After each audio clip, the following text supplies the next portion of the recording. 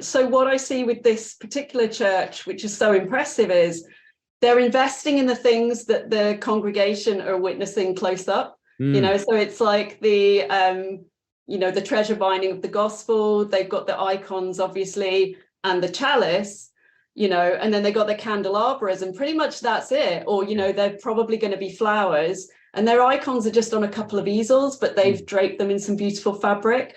And again, I just love that, because it's economy and it's focus, and it's really putting the resources where they should be. And kind of traveling around in England and going to churches in other denominations, what I see is just, in some ways they have more resources, but there isn't the same focus. They might all be fundraising for the vestry roof or something, which I know these practical problems exist and we need to address them, but also it's like, but where is the priority? And, I really wanted to, if anyone's listening, appeal to people, please engage artists and designers in your church, because design is happening whether you like it or not.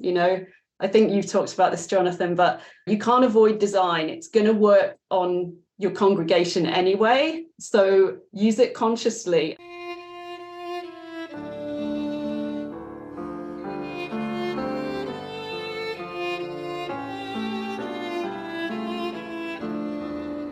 This is Jonathan Peugeot. Welcome to the Symbolic World.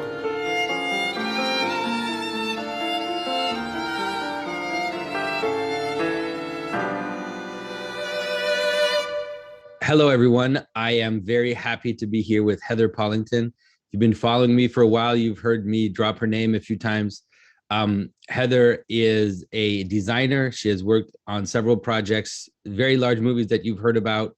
And we've been collaborating now for several months. She redid my whole branding. You can see the great new Symbolic World logo, the Symbolic World website, just beautiful work that she has produced for me.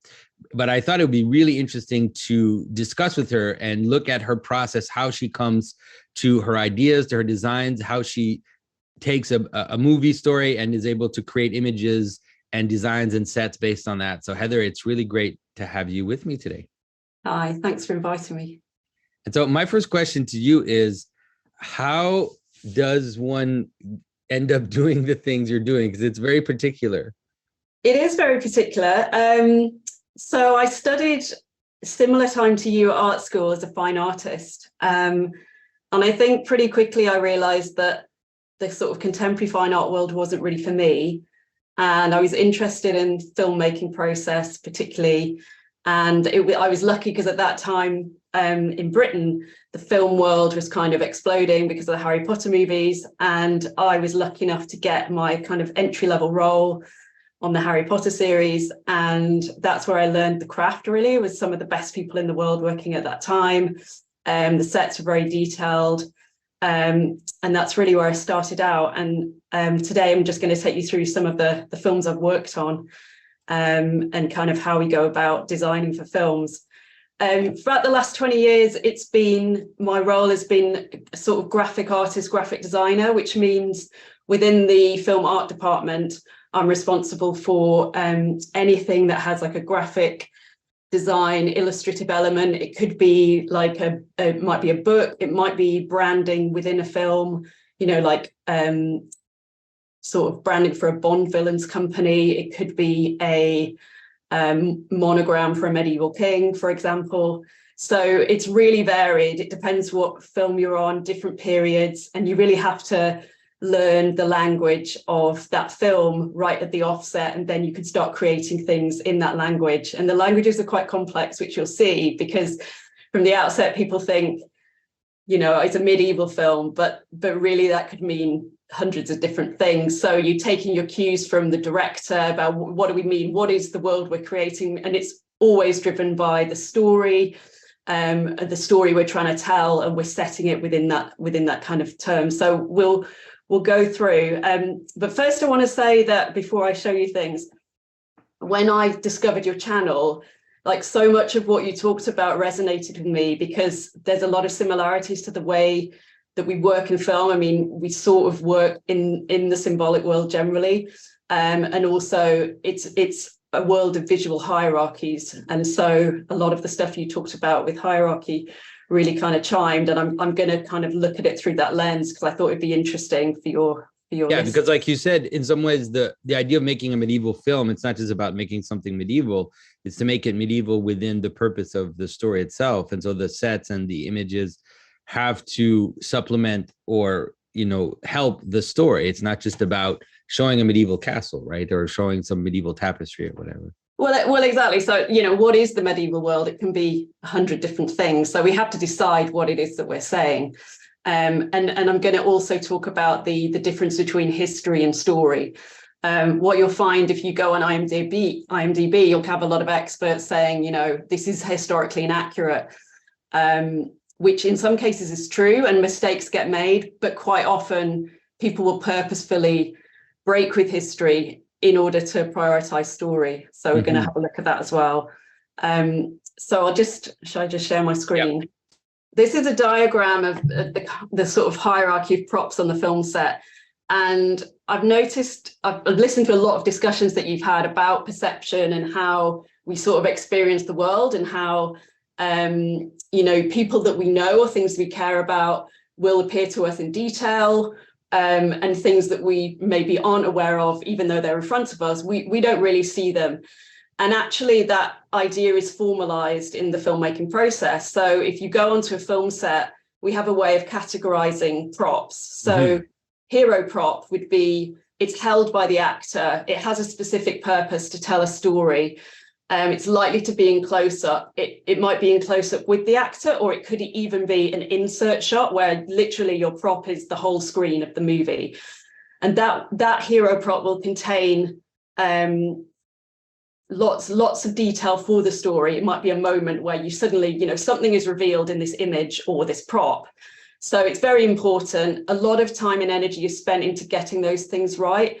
Directors really care about them because obviously if they don't work, then the audience doesn't understand what's going on. And technically a hero prop will, it's normally made for real. So if we're making like a medieval book, it will be made properly in leather with proper metal work. The interior will be parchment. It might be hand painted. We will use real gold leaf, that sort of thing, that level of detail. And then as you go down this hierarchy to what's dressing, then background, and then deep background, that process to an extent deteriorates. So if you're looking at deep background props that may be 4 meters from the camera, really it's probably not going to be the real thing. It's going to be something that looks like the real thing. You know, we're going to spend a little bit less attention, a little bit less time on that thing. So this is all very important because when you have film budgets, you really have to put that money into the right things that you're getting value from on screen. Yeah, you can see how it's a contraction of our experience because, like you said, the problem is that you have a limited amount of resources. Obviously, you don't have infinite resources, and just that very fact, and the fact that you have to create attention with a limited amount of resources. Therefore, a hierarchy will immediately get set up because you have to decide what's more important and what's less important, and that will have to do with attention in terms of a movie for sure. Absolutely, because we have very tight deadlines, so we have to decide, you know, where we're going to put our energy, and what's going to be seen on screen, and you know, how are the audience going to read what we're doing. So that's all really inbuilt to our process. And it's interesting because when you think of movies where the resources became near infinite, then all of a sudden everything becomes flat. There's a certain flatness to those movies and those stories. I'm thinking of how after Lord of the Rings, which was so amazing, Peter Jackson just got like infinite amount of resources to make King Kong, and then you're just like your eyes are straining to watch King Kong fight one more dinosaur, and just like millions of details that won't stop, you know, the very limited resources forces a proper hierarchy. It's so interesting you say that because it is a problem, and it's something we're going to kind of find out as we go through this. So I would say, in the last 10 years, there's sort of been a diminishment of hierarchy in film. two things, as you say, unlimited budgets almost, and obviously CG, which is kind of limitless, and in a way it's compromised the craft. And if you watch older films, that are more limited technically, you'll see more, just better storytelling. It's difficult to describe, but it has to do with hierarchy, definitely, because it's not just what ends up happening is not just even in what you're doing. It's not just hierarchy of objects, but it ends up being a kind of hierarchy of motion and a hierarchy of action, right? In an older movie, your action scene cost you so much to make and was so demanding that you had to really make it dramatically relevant and dramatically constructed. And now it's like you just watch CGI characters fight for 15 minutes and it's so boring because there's no stakes, right? There's no stakes in the people who made it. Yeah, it's like the crew aren't invested, and then as a viewer, neither are you. Anyway, so I'm just going to go through these images. So this is it seems like stating the obvious, but I want to do that just in case people aren't aware that most of the films I work on, they really do start like this. It's basically a warehouse, and then we build everything. So you're going to build the walls, and then you're going to get the interior decoration, and then every single prop is going to be brought into that space. This is the Bond stage at Pinewood, which I've done a few sets, and I work for an amazing designer called Dennis Gassner, and he was kind of my mentor early on in my career, and he said, the story has to be in every single thing that we do. So when we're stood there, we're bringing all these things in, and we have to decide, if there's 3 different knives or 3 different logos, we have to decide which one it is. And so our point is which one is best for the story. And that applies to everything, even like down to the paper choice that I make. So in that case, if I was doing like an MI6 office for James Bond, even though you're not going to see it, we would still think about the paper that they have in that office. That would be a choice. And it's easier to have those limitations because, like you say, otherwise it's just a million choices. So we have that as our kind of guiding rule. I just want to say as well that all of these images, I produce them in a team. So there's lots of people that I've worked with over the years, and especially my job share partner, Kathy, who's been part of this process. So I just want to mention them because there's too many to name as I go through. So this is where I started out. This is Harry Potter. As you can see in these 2 images from the film, there's a lot of documents and a lot of books. And I started off really doing very background props. And what you need in that case is a lot of quantity and a lot of texture. So as I was explaining before, how we deal with props in terms of a hierarchy, you can see on the image in the right where Harry is sat. Here you have real books. And then here, which is a few meters away from the camera, these are fake. And I spent about 6 months of my career at the beginning just making these books. And you can't open them. So, but again, they totally serve the purpose. We had to fill the whole library with hundreds of books. So you start off doing that when you're at the bottom. And then in about 2007, I got a lucky break and went out to Budapest to work for Guillermo del Toro and Hellboy 2. And at that point, I was running the department, and then I'm responsible for all the graphic props. So everything from the hero things like these, where you've got maps, storytelling maps, and then also I'm doing background things. But the background things do have a lot of detail. So, for example, this was the map room in this kind of underground realm called the Troll Market. And we had to develop a language for that world. And then all of these little tags that you see, they have the troll language stamped on them. And all of these maps, me and my assistant, Alex, we drew all of those maps. They're just hanging in the background, but they're all our own work. So you can see just the amount of detail that goes in. And people people think, well, why would you do that? Why not just go and get any old map? But in this case, if you're in a fantasy world, you can't get anything from the real world. So you've really got to make it. Yeah. And it's so funny that, for the people watching, when Heather contacted me and she said that she had made these props on Hellboy 2, I specifically remember watching Hellboy 2 and being and realizing the difference between Hellboy 2 and a lot of the other movies that I'd seen in terms of the attention to detail. And also at the time I was already interested in medieval like aesthetics and more ancient aesthetics. And I thought, like, oh, they got this right. Like, they got so many things right in terms of that. So I have to say, I want to tell everybody, I mean, if you haven't seen Hellboy 2, just visually, just for the visuals, it is worth watching. It's pretty astounding.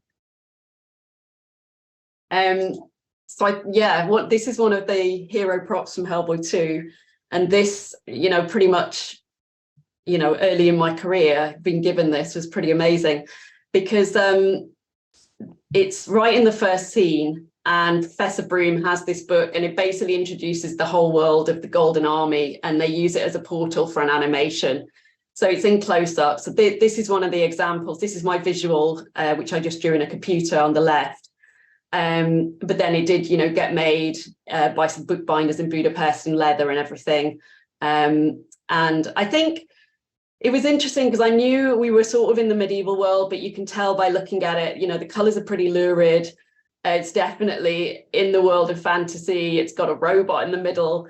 But it's some really valuable thing that I learned from Guillermo is about kind of style and color. One thing he said was Hellboy is red, and therefore everything in the movie is pretty much green and blue, because you always want Hellboy to be the focus. So again, just to explain that what I do is never like about an individual object or me. It's always complementary. It's always part of the drama that we're creating. And so you have to have all those considerations in place when you're designing stuff. But there's such a sensibility. Go back to the one before, like if you look at the little tree that you designed there on the left, the little kind of symbolic tree there. I mean, it really has an understanding of how to make a symbolic tree, but it doesn't look like any other one that I've seen before. And so that's why it really works in terms of a fantasy movie that's also related. It's like it's related to our history, because it's as if there's a secret history kind of going through our normal history. And that's what it feels like when you see it. It's like, oh, obviously that's like a tree that I could see in an old design or like Islamic art. I'm not sure, but it looks like that, but it's not quite that. It's interesting you picked up on that, because I actually didn't draw that tree. So I got that from Guillermo. I think it was a piece from the concept art that I had to integrate. So that can happen quite a lot. Again, this process is massively collaborative.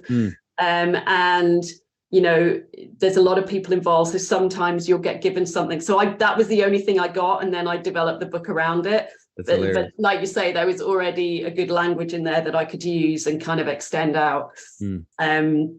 But you can see there the lettering around the outside. That's like a kind of bespoke alphabet that we developed in our department. So these are some of the other bits and bobs from Hellboy 2 that I did. You can see there's quite a few here. There's a lot of hero props in that film. This one, it's just an incidental hotel sign where this creature kind of rips off the O. So it can be something as boring as that you have to design. Here you can see Hellboy stood in front of it was supposed to be under Brooklyn Bridge, and we built the whole thing in Budapest. And we had to do all the storefronts. So again, you're trying to reference like contemporary New York, but at the same time, you're in the comic book world, so everything is like exaggerated, oversized. I did this, I don't know if you can see it, I did like Daddy-O's Garage, because we were referencing like sort of 50s comic book Americana.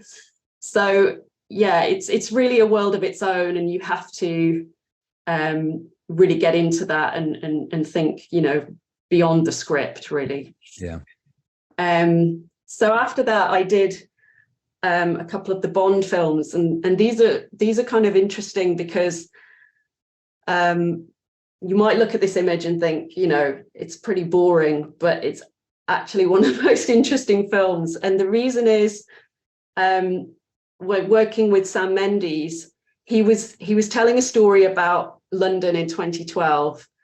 MI6 got blown up and the MI6 team went into a bunker. So what he's doing there is he's tapping into something for the kind of, at least the British audience, you know, about the Second World War.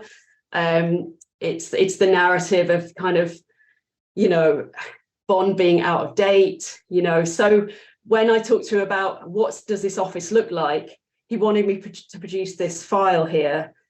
And it's purposefully very kind of old-fashioned. It's almost 1990s. You know, we're in 2012. The likelihood is things would be digital.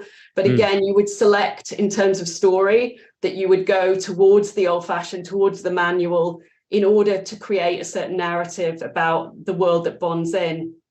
And what I'm seeing at the moment in film, and I don't know about you, Jonathan, but particularly in medieval films, there's just constant innovation. People always want to do something new visually.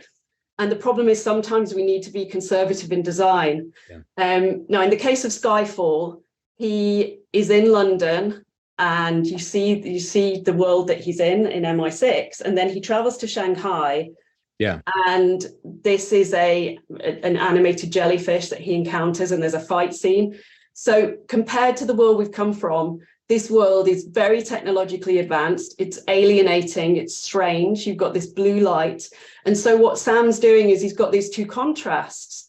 But what I'm seeing is when people want to inject kind of strange elements everywhere, that's kind of falling away. So I'll give you an example. If you saw the Green Knight film. Yeah. So that film, there was a lot that I admired about the design. I thought it was really interesting, but after I'd finished watching it, I was like, there's something about that film that I can't figure out, that didn't quite work for me. And I was reading Gawain and the Green Knight with my daughter, and it was just like an old 70s book with watercolors. And it started off saying, you know, the opening thing was like, we're in Camelot, you know, everyone sat around the fire.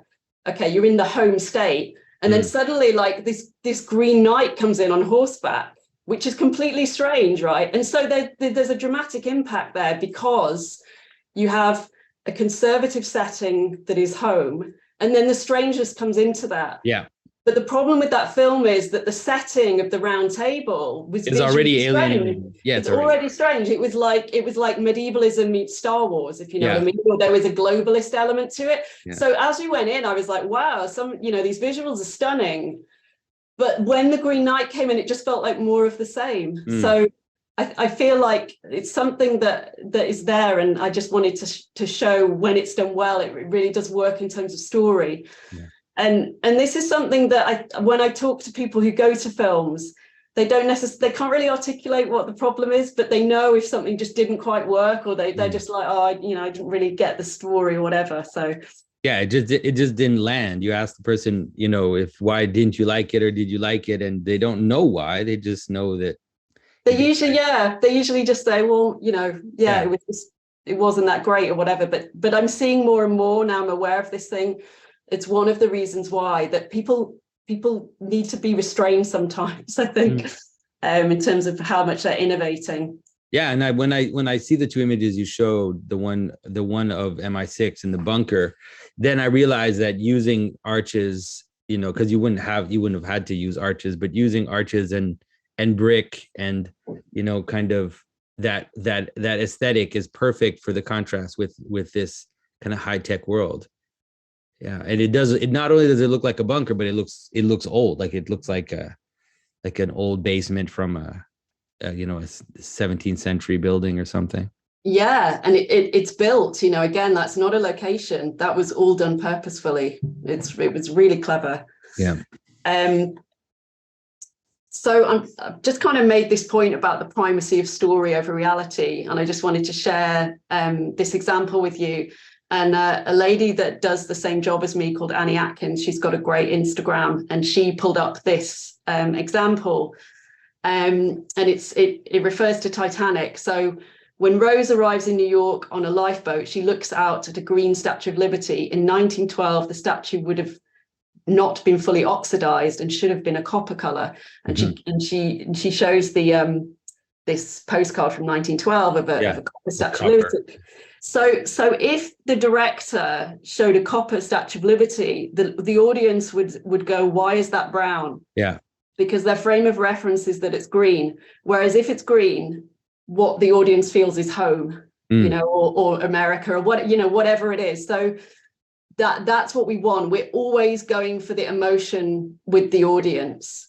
And, you know, small historical details like that, although it will annoy people, it's less important when you're making a film. Yeah, it's a great example to help you understand, like you said, the primacy of story. And, you know, people will get annoyed maybe with me, but I think that's something that happens in traditional stories all the time, and even possibly in the Bible story. That is, especially with time, certain details get contracted in a manner to make sure that they communicate to the largest amount of people what has to be communicated. And so there's a need to, because if that doesn't happen, then idiosyncrasy is idiosyncrasy, and you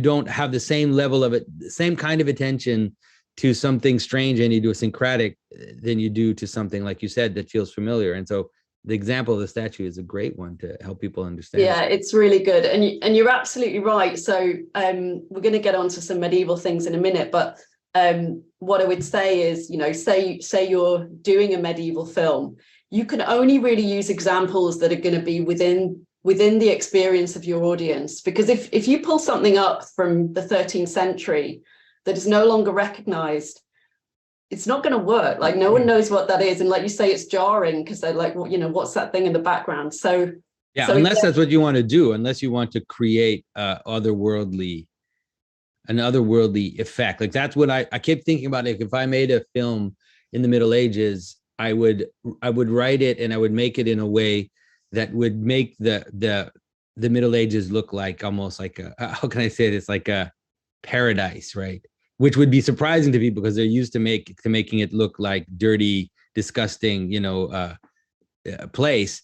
And so it's like that surprise would be used in the story. It's like, why is everything so like gold and colorful and you know, so that, but you would have to put it in the story. If it's just background, it's not worth it. It's not worth the effort. Definitely not. I mean, we've talked about that, haven't we? The kind of the recent trend for making everything in the medieval world kind of brown, but I've kind of pondered on why that is, and this is my hunch about it. I think it's to do with, you know, the Western world's slight discomfort with its past, and particularly its Christian past.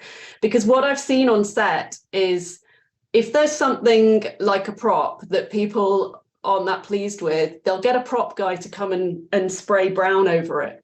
I've seen it happen loads of times. They go, "I'll just dirty that down," because they just want it to kind of to fade into the background. Fade into the background, exactly. And what you see now in medieval films is that that's happening en masse, that the whole thing has gone brown. And it's like, you know, if you look at like heraldic language, for example, is so brightly colored and powerful, you know, and that's how it would have been in the medieval world. I'm talking now about historical accuracy. Yeah. But the effect, like, it would be interesting because the effect of walking into Sainte-Chapelle, I was there, you know, in Paris a few weeks ago with my kids, and they had never been, you know, they'd never seen it. And I was like I was getting ready to watch their eyes when they would walk into the church and just see the red and the blue and the gold and just, you know, it's just so overwhelming. And so, you know, it's interesting. It'd be interesting to think of that dramatically in terms of storytelling. Like, how could we change people's perception of the Middle Ages in the story by creating that same surprise that you have when you walk into. Oh, definitely. I've thought about that many times. Okay, I'm going to carry on. Yeah. So this is like a hero prop for Mary Poppins. So this is just an example from my work of the amount of things that you might have to think about if you're creating something like this. So story is here. the Banks family have a certificate. And even though Mary Poppins Returns is set in the 1930s, the certificate dates back to the 1910 even. And so I had to create this. So basically looking at design of certificates, and then you have to go into the whole history of the banking industry. Where would it have been based? When would it have been established? What was the currency at the time? Figuring out the address and all the details, signatories, things like that, as well as looking at the typography. So even though it's just a bit of ephemera in a film, again, if it's wrong, you're aware that people are going to kind of, screen grab it on the internet and then go on IMDb and tell you where you're wrong. But this was the world of Mary Poppins Returns that I worked on. And I put this in because, again, it's not just about worlds that you create. In this case, it's definitely about memory. It's like you're dealing with a very iconic character that is very precious to lots of people. So when you come onto a film like this, it's not like, amazing creative opportunities, although they may come. It's more, I have a huge responsibility to kind of preserve this world, and, so that the people who love it, don't get disappointed. So we're looking at 1930s London here, but it's all definitely through the lens of the world of Mary Poppins. So you can see, lots of pastel colors.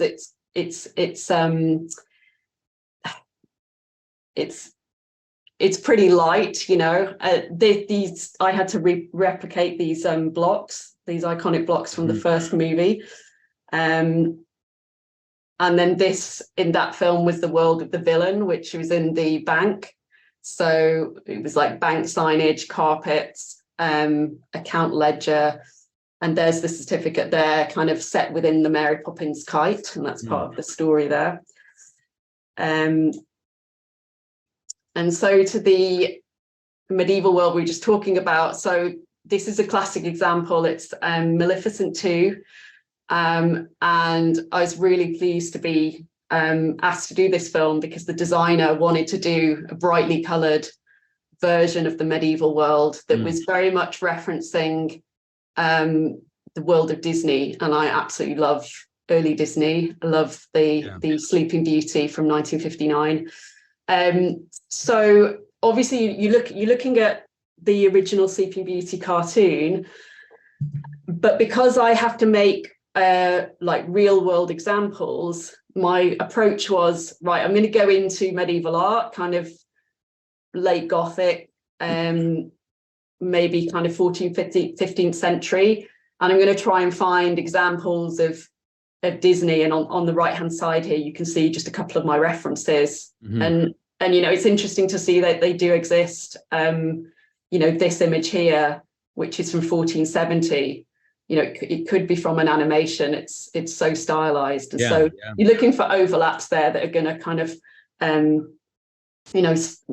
tick boxes in both worlds, if you like. This is Michelle Pfeiffer in front of one of my tapestries. So this would be a example of a deep background prop. You're never going to see it up close. She's about 4 meters away from it.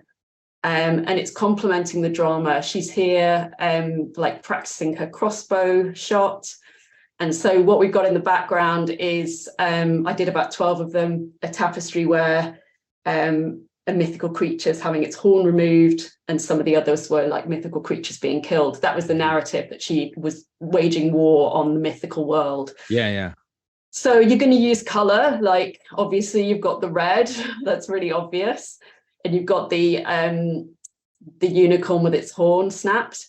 And then I used for this, in this case, quite a graphic style of tapestry that was a bit earlier than the 15th century, because I knew it was deep background, and if it was going to register in any way, it needed to be, quite graphic and obvious. Yeah, and it reads, I think that for people, it also reads so right, because most people that have seen medieval art have seen the unicorn tapestries that that exist, that I think some are in New York, and then some are I looked at those. Definitely.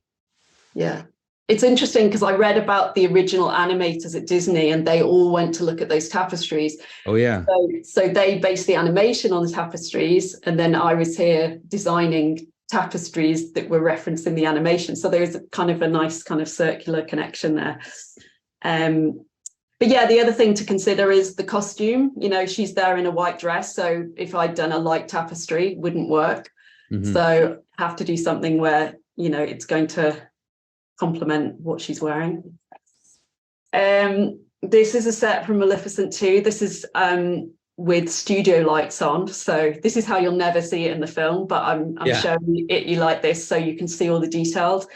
So basically my department would be responsible for this huge carpet. It's 40-foot kind of Persian style heraldic carpet.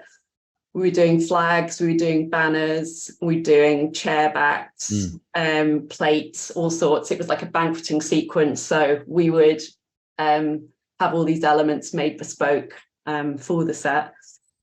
And this is a close-up of the carpet.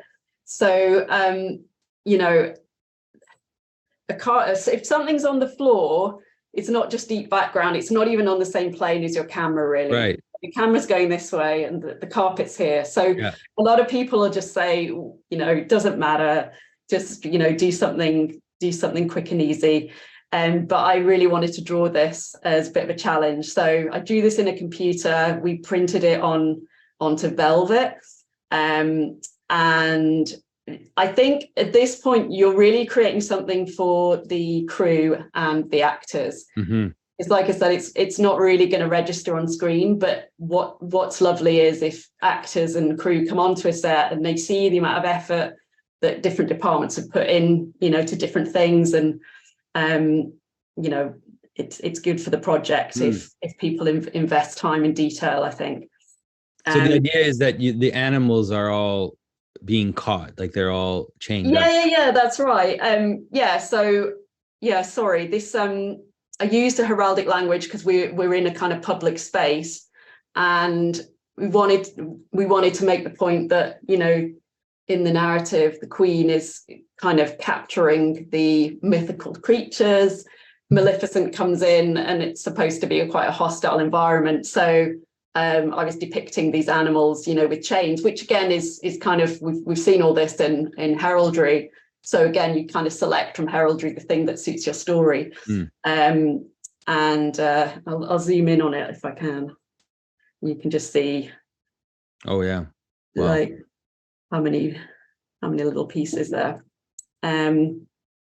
So, and this is the scene with that carpet. So you can see really how much is registering, not much. Yeah. You know, the other element of what we do is you can make something and then the lighting department come along and, you know, completely change the way that something looks. But, you know, I still really enjoyed doing it, and it was a great thing to draw. Yeah, like you said, the energy and the basic effort reads, you know, you can feel the richness of the texture and the space. So it definitely adds. It's the picture of me with another tapestry from that film. So we're in a bedroom space, so it's more intimate. I went for a bit of a softer language because I knew, you know, like I said, it's more private. It's more likely that the actors may be closer. And you can see that's it hung on the wall. It's obviously supposed to be like a heavyweight tapestry, but you can see from that shot that it's just a piece of white fabric with a digital print. Yeah. So what I have to do in this case is actually I have to put everything into the artwork because the technology of how it's produced is not going to give me anything. And one of the most important things that I've learned doing this kind of work is how much technology defines art.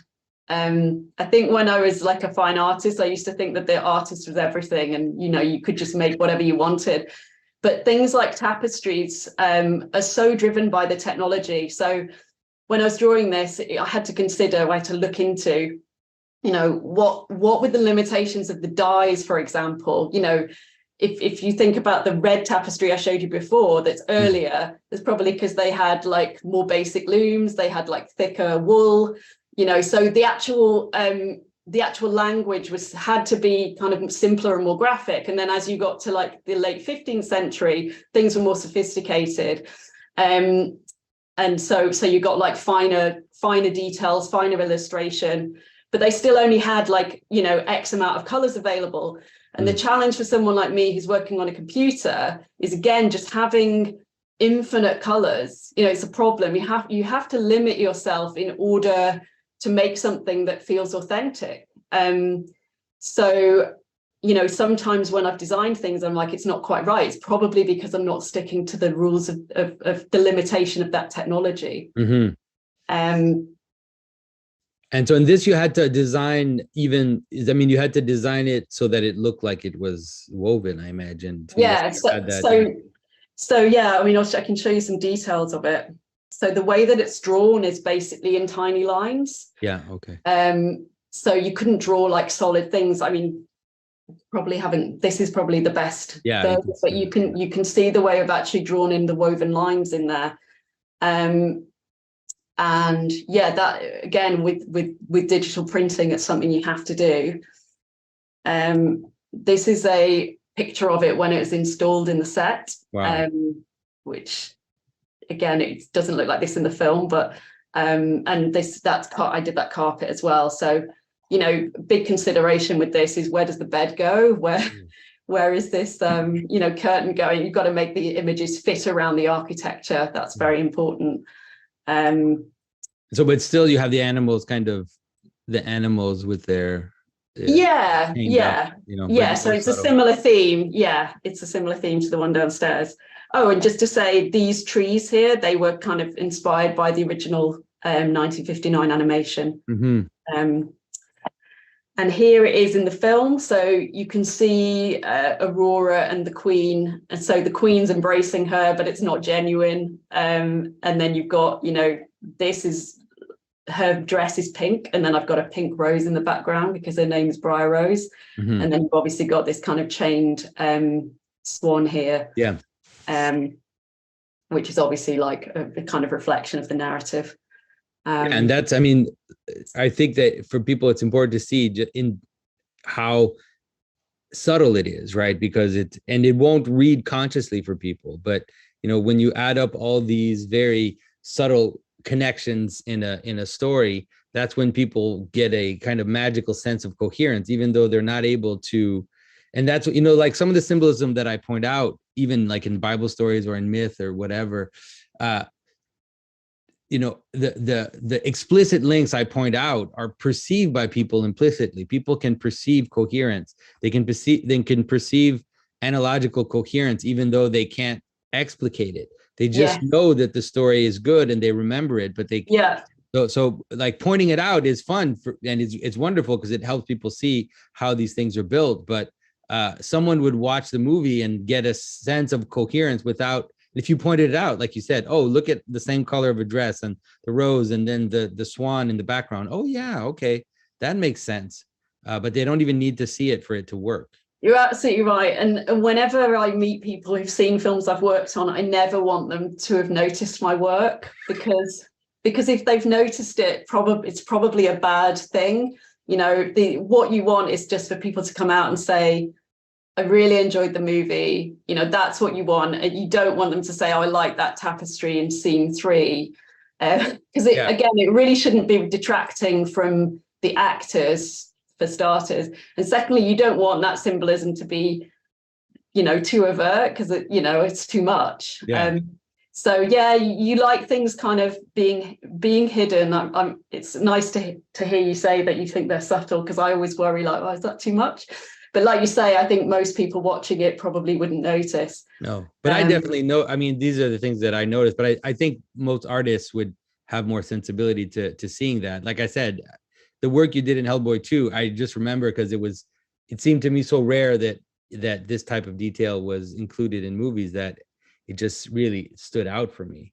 And the same, I remember watching the Bond film, and and the same, just feeling like it was so well done. I mean, like everything was so beautiful, not beautiful in the sense of attractive, but beautiful in the sense of appropriate, like all the scenes that were appropriate. Yeah, I think what you're saying is usually due to having a really good director, because there's so many of us involved in the process. If you have a director like Guillermo or Sam Mendes who really know what they're doing, they can really lead everyone in one direction. And if everyone knows what they're doing, it's great. Some films I've worked on haven't had that leadership, and at that point, everyone's guessing, and it can be, you can imagine the results. Yeah, well, we've all seen, and I hate to use specific examples, but I will. This recent series, the series, what it's called, The Chosen, the Jesus series. Okay. It's like you can see that there's no capacity to create coherent visual spaces, right? It's like, okay, we need something that looks old, we need something that looks oriental, like, so we just kind of put things in there, and so some of it is budget. I totally understand it, and I sympathize with that. But it affects your perception of the story when you're watching and there's no sense of coherence. And then compare that to, for example, watching Dune, where it's not as if there's massive amounts of story in Dune, right? It's like, it's actually a pretty slow film, but you're just so mesmerized by the visual coherence of the story and the attention to detail that it traps you, right? You just keep watching because it's so powerfully done. Yeah. It's interesting you say that, because I've come to the end of my film work now, and I just wanted to chat to you about something, which is kind of how can we apply these ideas in the wider world. And I've thought about them a lot in terms of churches and how churches are designed.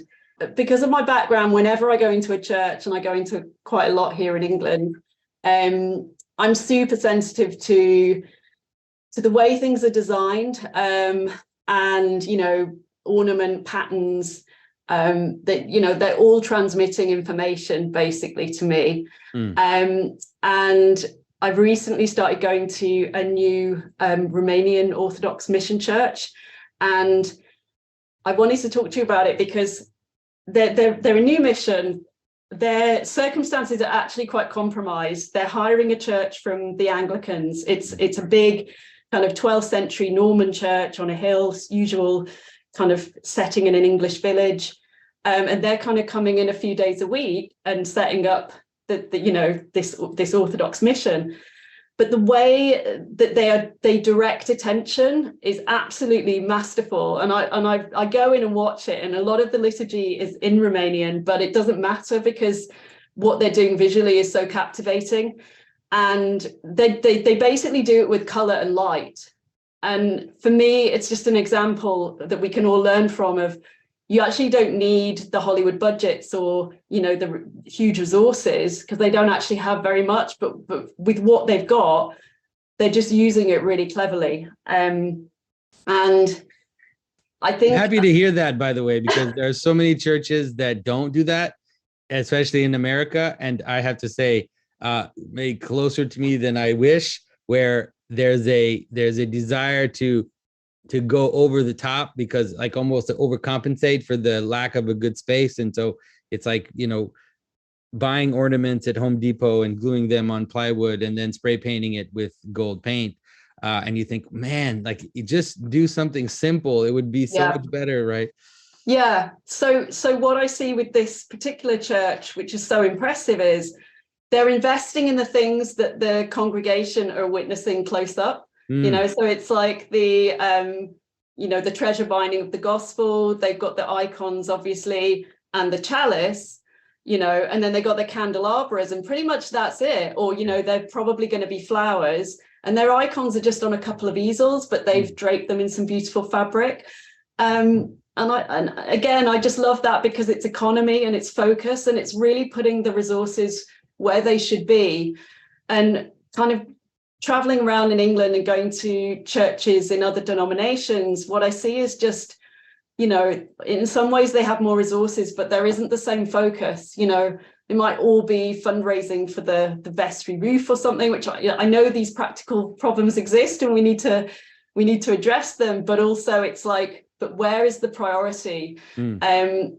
And it's I really wanted to, if anyone's listening, appeal to people, please engage artists and designers in your church, because design is happening whether you like it or not. I think you've talked about this, Jonathan, but you can't avoid design. It's going to work on your congregation anyway, so use it consciously. And it doesn't matter, whatever your expression of Christianity is, it can be done on different levels. But you have to take care of it. It's like the Skyfall stuff. It's simple, but it still needs thinking about. Yeah, definitely. Yeah, you can see the, in terms of attention and design, it's interesting to think about how, especially as many churches move towards entertainment mode, how the type of design they use ends up reflecting that. And it's almost accidental. They don't necessarily realize what's going on. They just want to make something interesting. But the type of attention that you give to a concert and the type of attention you give to God is not the same attention.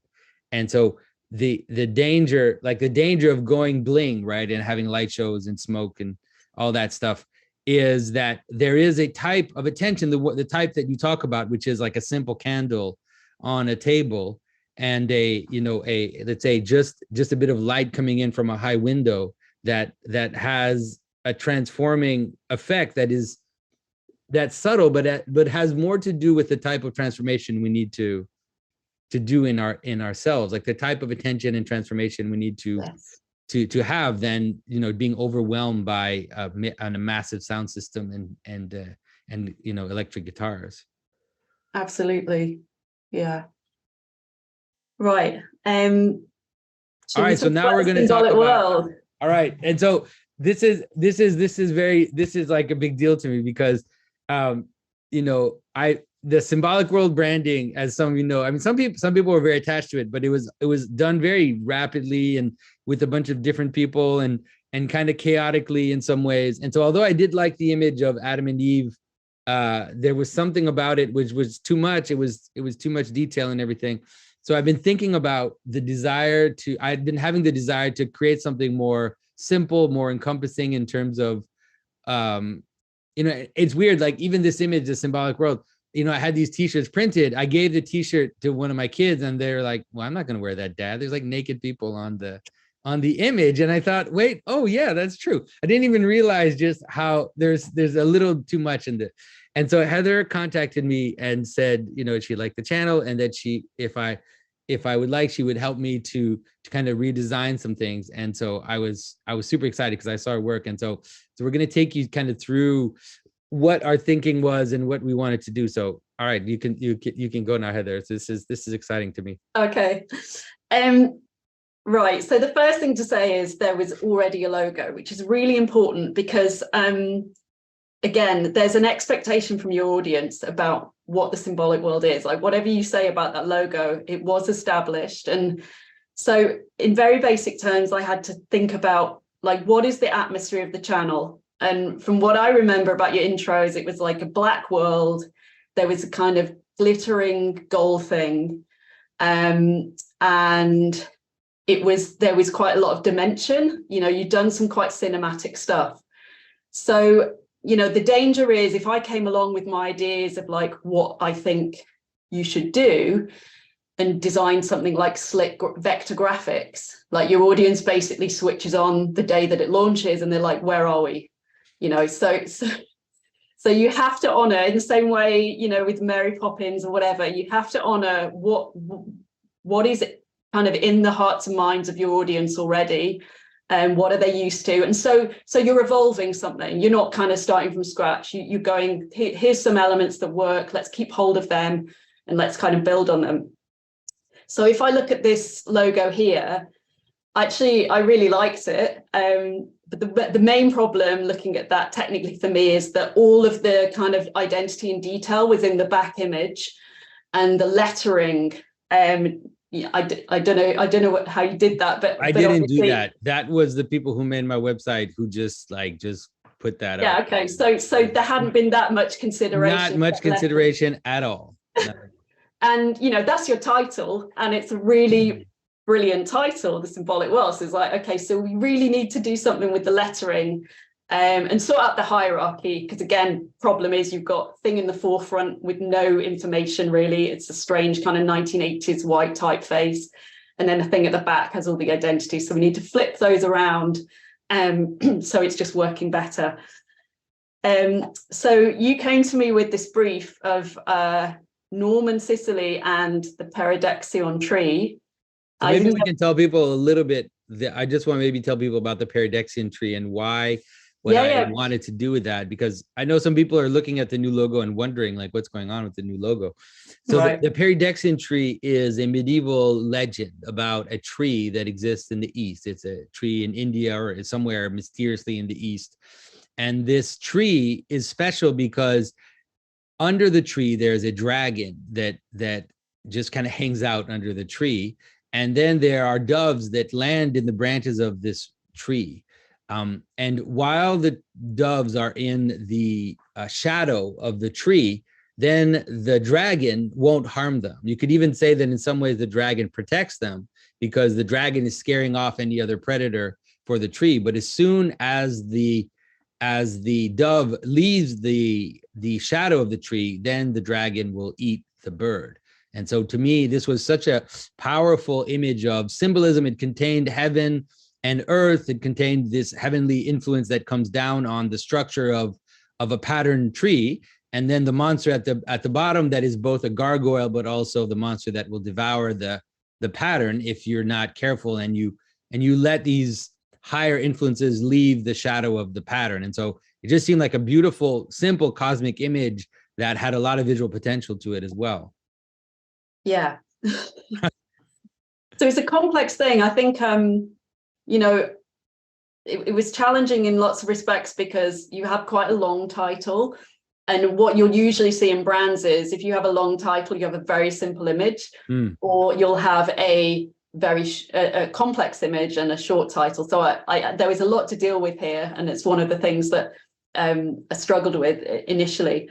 But so Norman Sicily was amazing when you showed me that. It was kind of mosaics that I was aware of and I'd really admired, but I hadn't looked into it deeply. So I had the opportunity to do that, you know, studied all those amazing mosaics and knew there was like a lot of visual potential in those. And these are like some of the first sketches that I did. And looking back now, they're like really overcomplicated. And the main reason for that is that I was just too close to the reference. What happens quite often with historic reference is that you kind of fall a bit in love with it and then you're too close to it. Yeah. And also I had a few iterations made even before we started working where there was a logo like this that contained all the elements in it. And, you know, it looks good as like a, you know, like as a tapestry or as a, you know, Andrew Gould looked at some of these and said, oh, it looks like a forged gate, you know, something like that, but not a logo. Yeah, exactly that. So they become almost decorative and they would work as decorative pieces, but there's too much information. So again, the challenge was to really condense down. And like I said, I had like a tree to deal with, I had dragons to deal with and the doves. So there's a lot of elements. So we went through a few rounds and I was like, it's still too much. And I think then you sort of said, right, we need to sort of go back to basics and get into the world of the logo. And here are some kind of early attempts at that to really kind of just condense down, like, what could a tree be? What is the minimal we could show that could represent a tree? And what it, you know, in this case, it's like, you know, there's 3 strands and then I've made the dragon just a head, you know, and then we've kept the doves. And then we had the idea of maybe if we show the doves landing on the actual dragon, then that sense of protection and danger could be included into one image. And at first, even without the tree, we're like, maybe we just have to ditch the tree because it's too much. Yeah. I think we were having those conversations where we're going through like, well, how much can we get away with saying and not saying, I think. But at this point, I think the dragon seemed to be the most important thing and the best emblem in terms of a kind of strong logo that was memorable. So I think this one was the one that was closest. But at this point, I was still using like off-the-shelf typefaces. And I knew that I wasn't going to get away with that because, there literally isn't anything from Norman Sicily in terms of a typeface. So there's no Norman Sicily typeface. What are designers thinking? It really doesn't exist, like nothing even close. We need more of them. So yeah, I got to this stage and I was like, right, do you know what? I'm just gonna park the dragon for a bit, look at the lettering, and then I'm gonna come back once I'm aware of what's gonna happen with that. So in terms of lettering, I looked at probably like 30 or something different mosaics from across, Byzantine architecture, looked at San Marco, looked at Ravenna, places like that. And really what you're looking at when you look at this kind of thing, you're trying to find averages. So you're like, you look at all the S's and go, what's the kind of tendency towards how they would express an S, for example. The other thing to say is when you're drawing a typeface, you want it to have some of the idiosyncrasies of that historic typeface, but not too much, because it has to work in the modern world. So, for example, some of these letters, I would draw it accurately, and then I would kind of iron it out, so to speak, to make it more kind of commercial in feel. You're also looking for opportunities to kind of inject other kind of meanings, and so with the O, I was aware that this shape here, is in the icon of the Transfiguration, and this side wound of Christ. It seems to be a very significant shape in Christian art. I'm sure you know much more about it than I do. So that kind of gave me the idea of how I wanted to do the O's. And this was the first drawing in black of the typeface. And once I'd done this, I felt pretty happy that I had lettering that was from that world. But like I said, it's always a balance between like the historic and then also the commercial or the modern. So I then started looking to, turn it into more of a brand. And I don't know how it happened, just this idea one day. I just thought, what if one of the doves kind of was landing on the eye? And then I had the idea of having a little like tree-like ligature on the eye. And I was looking at it, I was thinking, this now has kind of the imagery of the ark, which I think is kind of appropriate for what Jonathan's doing. So that kind of fitted as well. It's the ark, but it's also it is the dove carrying the branch, carrying the pattern. It's powerful, but then it's also referencing back to the Peridexin tree in a subtle way, right? It's not as explicit, but it has the bird landing on the tree as well. Yeah. So I was hoping that it answered the Peridexin tree brief, but also it kind of had wider associations for people, because I don't think you can look at a dove without thinking of the flood narrative. I mean, it's of course. I'm sure most people wouldn't even think of that when they saw it, but it's there. Yeah. And then I started looking at the rendering. So obviously wanted to go back to the kind of the beautiful real gold mosaics that I'd looked at in the reference. And the other reason I went for it is because I knew that you probably want something a bit dimensional. Like we talked about in the beginning, that you've done things that are quite cinematic. And I know your channel's kind of famous for movie interpretation. So I was like, what if I rendered it like, a movie title? I've worked on a lot of films that have that like metal type, very big at the moment. So I thought it kind of worked. It was like historical, but it also had a bit of kind of pop culture about it as well. And then to the dragon. So this was my final drawing of the dragon. And then adding the little branch inside the circle too, because we kept struggling at how we're going to include the tree. And then you had this idea of just like, if we just had this little branch, and all of a sudden the tree comes in without it being too explicitly referenced. Yeah, I actually saw it on a Roman mosaic. They had this little thing coming in, and I was like, okay, that's how we do that. So again, it's just gesturing, isn't it, rather than having to explain the whole thing. So yeah, this is the final dragon, and I was aware that this is my kind of concept for the website. I was aware in the website, we've got these two elements that I was really happy that the dragon is working on its own as a symbol that you'd be able to use.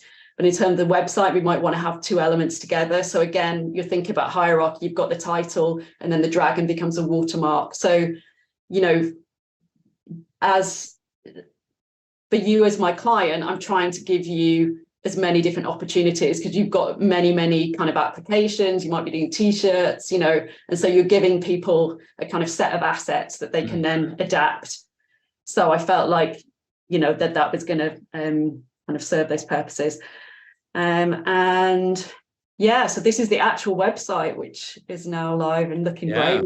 I'm so pleased because it looks exactly like what you had thought of. It's perfect. I think that it does have a kind of cinematic feel to it, and there's also a certain sobriety and simplicity, even though the language, like the letters are flickering and golden. The basic aesthetics of the website is simple, and the same with like you're showing the thumbnails for the videos too. Heather kind of gave us a direction for the thumbnails, to have simple images with simple text, and then have the dragon inside. And I think that the right mixture of kind of simplicity with the very animated logo is perfect for what we're doing. Yeah, so now everybody knows the mystery of the new Symbolic World logo. And so, I mean, I think what's great about this is to see how, in some ways, like somebody would look at the logo now and have no idea that it's based on a peridexian tree, but in some ways it doesn't matter because the imagery is there and the symbolism is there in the title and in the it's its own thing, right? It doesn't have to be explicitly that, but it alludes and it refers to these types of images in a way that makes the meaning implicit in the image. So it's like that's also kind of how symbolism works. Sometimes we think that you have to make references explicit, even in a story or in a movie, or sometimes it's good to do that, but sometimes you don't have to. You can just have them as being very implicit analogies that don't have to be made to try to make yourself look smart by making them explicit, Yeah.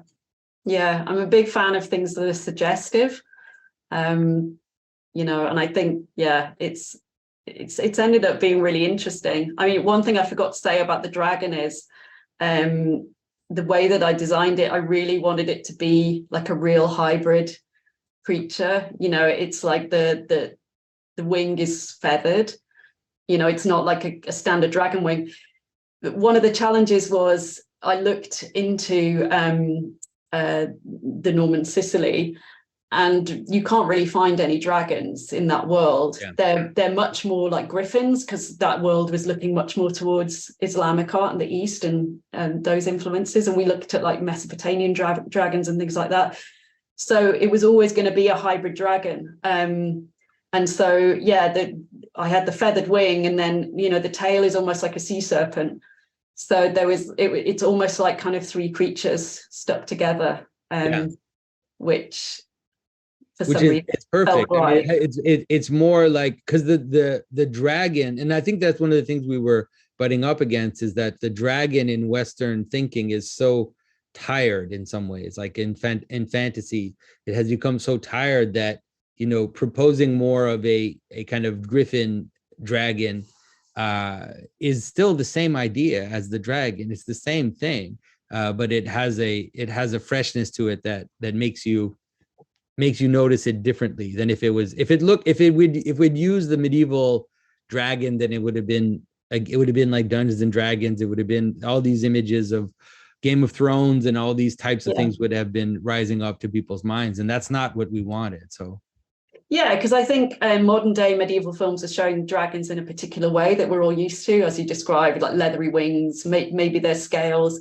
But if you look at the dragons in manuscripts, they're really weird. Some of them have only got two legs, like this one, and then so I wanted to go back to the really weird dragons, the really, like you say, hybrid dragons, and try and use that, because if you don't have a direct reference, you really have to kind of pull from different sources.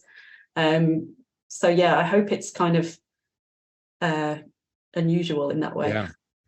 So Heather, thank you so much. And I want to make everybody, most people probably know that are watching this, but those who don't know yet, Heather and I have been working on other projects. We're going to publish a version of Snow White that she illustrated completely and that I wrote, and that it's the thing that I'm the most excited about that I'm doing right now. It's really amazing. Heather just finished up all the illustrations. They're beautiful and powerful, and have all this rich complexity in terms of suggesting and symbolism. So I'm looking forward to introducing that to you. We're going to have another conversation in a few weeks that are going to be talking about Snow White and the choices that we made, both in terms of story and in terms of illustration. So I'm definitely looking forward to introducing all that and continuing to work with Heather. So Heather, thanks for your time and thanks for all your creative energy. You're very welcome. Thank you.